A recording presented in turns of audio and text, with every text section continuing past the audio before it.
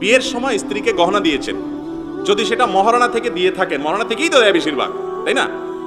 এরপরে ওইটার মালিক কে হয়? স্ত্রী হয়ে যায়।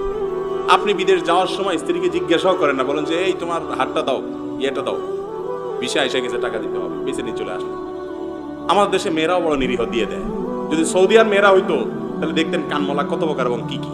ওই সমস্ত পুরুষরা জালেম, যারা স্বামীর স্ত্রীর গহনা নিয়ে বিক্রি করে বিদেশ চলেন, এটা করেন। এমনকি ওই যে শাশুড়ি ননদ সব মিলা ওই মহিলার উপরে এমন ভাবে প্রেসার করে, সে যে এটা দিবে না এটা চিন্তাও করে না। যদি বলে কোনো স্ত্রী যে না তুমি বিদেশ যাও, জমি কেন, যা করো, আমার এটা আমি দেবো না, সাথে সাথে ওই সংসারে আগুন ধরবে। ধরবে কি ধরবে না? শাশুড়ি বলবে চিন্তা করছো, এই খারাপ মেয়ে উঠাইছি আমার ছেলের ঘরে, ঠিক না? ঠিক। অথচ কি মেয়েটা খারাপ না ভালো? তার অধিকার ব্যাপারে সে বলছে, সে কিভাবে খারাপ হলো? আমাদের সমাজে ন্যায় কথা অনেক সময় আমাদের সহ্য হয় না। আল্লাহ তাআলা আমাদেরকে বুঝদান করে বলেন আমিন।